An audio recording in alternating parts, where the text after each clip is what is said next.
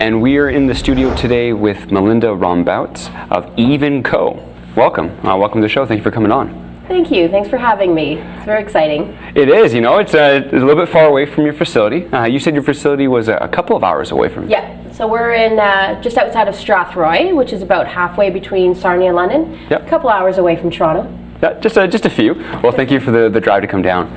So we're here to talk about Even Co. and all the things that you've been doing, and it's interesting because I believe you were saying earlier that you were the 34th license in Canada. That's quite early now. We're at like 115 or whatever it is. It keeps going.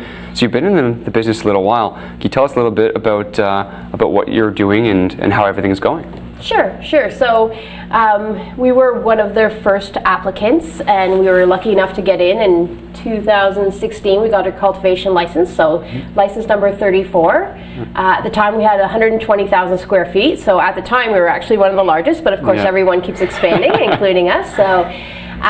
So since then, we've added another 100,000 square feet, so we're sitting at around 220, and we started our second expansion, and we're going to get to that million square feet. The building should be up by the end of the year, and hopefully running in spring of next year.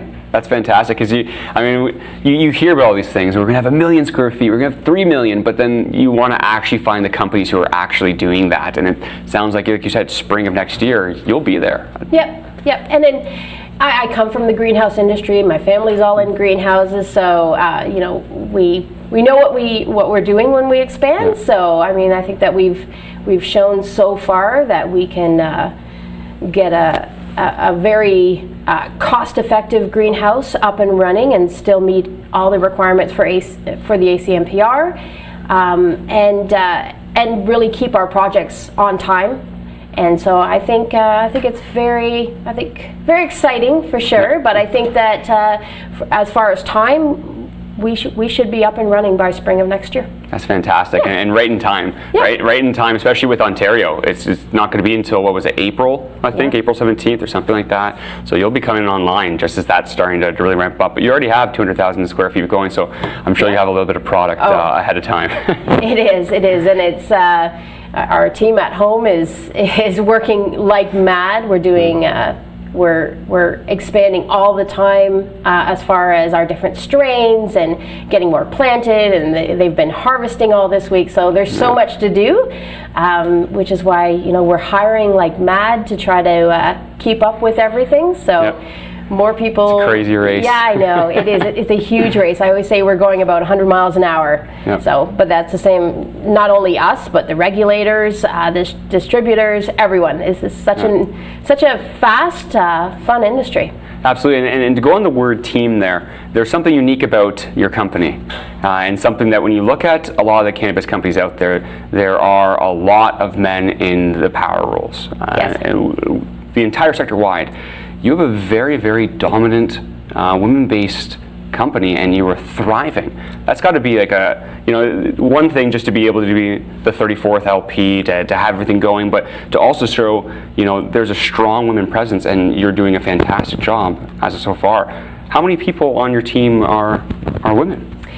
I would say it is probably just by chance. It's over 50%, but it happened to be the heads of departments are pretty much all women, except for maintenance. And then like our head of quality assurance, our provincial liaison, quality assurance, head of production even. We have people helping in, our master grower is male, but we have a lot of team leaders that are women, so we are very strong. But I think just because we've given them the chance, I really believe that in our team that we kind of promote within. We give them that opportunity to really, shine, and we give them support. So that's why, if they have that opportunity, that they can really move forward. So, I think that we have a really great team, and it is heavy, heavy and female led. No, and I love to hear it. You know what, and just in general, the success that it sounds like you've been making over the last little while, and since 2016, or probably before that actually, because you had a license since 2016. But when it comes to different markets and different things, in a nutshell, are you going more into oils, more into the flower? Are you abroad? So we have partners out of Colorado, and we do believe everything that's kind of happened in the States, because they're about 5 years ahead of us, that we'll see those trends up here. So, they started off with dried flower as well, and then really moved into oil and extracts, and of course we're going to see that here as well. So right now, of course, just dried flower, but we're really excited when Health Canada finally allows us those extra, like the edibles, and we're really excited about what we can do with the product line, so that we can really focus on women and their needs, even as far as there's so many female concentrated products in the States that we'd really like to bring up here, kind of what we call under the Circle of Eve, where they have products for female sanitary, sensual products. They have beauty creams and cosmetics. There's so many different aspects. So we're very, very excited about that. So we're really looking forward when we finally get into those other products once Health Canada allows us to. Yeah, and it's exciting because what I didn't know just until a few months ago is that topical creams and makeups, all of that, a lot of them, to get omega-3s and fatty acids into these makeups, they're using fish oils. But when you're able to use things like CBD and hemp oil, you can actually get those fatty acids and omegas and have it completely vegan. And I know that's a huge point to a lot of people. They don't want animal products in their creams, whatever it be. So it's very interesting you say that, because I think it's going to be, like you said, a massive market that many people aren't thinking about. And you'll be going right after. It'll be women going after women, and you'll have all these different products to be able to display for them. So it's in Health Canada's court now, and they're going to allow all these things. Some creams are allowed, but there are other edibles and things like that, not yet. I don't know why, but... Well, I think it's very understandable. Like, you hear some kind of negative stories happening where, a kid eats some chocolate that they weren't meant to, and people end up in the hospital because they're just overwhelmed. So I think that Health Canada's doing a good job on trying to get ahead of that and setting up the program properly. So, it would be nice, though, once it comes. Well, it sounds like you've been positioning yourself very, very well to be ready for when that time does come. In legalization, October 17th, it's just a little while away. Are you more excited for legalization or for what you can do in 2019 with everything coming on? Oh, definitely 2019. Yeah. I think everyone is struggling to be ready on time. It's a race. Everyone is kind of so overwhelmed.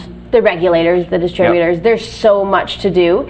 So I think all we can do at this point is just do the best that we can. But the plans that we have for the future, I think that's the exciting part. I can't wait to find these companies. I've been tracking a lot of companies over the last 4 or 5 years, especially in cannabis, and I can't wait to see. I would have the same answer myself. 2018 will be great. There's a very large, significant moment of legalization, but really it's 2019 where you're going to say, okay, which companies have positioned themselves correctly, who are actually able to grow their facilities and be able to grow cannabis and have it not all go bad or whatever it be. But 2019 is going to be very, very exciting, and I can't wait to see what you have in store for that year. Oh yeah. No, there'll be so much coming up, so it's very exciting, and there's new ideas coming up all the time, so we're very excited as well. Well, I appreciate that. Well, thank you for driving all the way over here and being able to talk to ourselves on our show. Again, you are a publicly listed stock. It's under EVE, I believe? Yeah, we're on the Venture Exchange under EVE. Well, there you go. Yeah. Well, thank you again. I appreciate it very much. Yes, and we'll be in talk soon. I can't wait to see what you have in store. Thank you very much. Thanks for having me.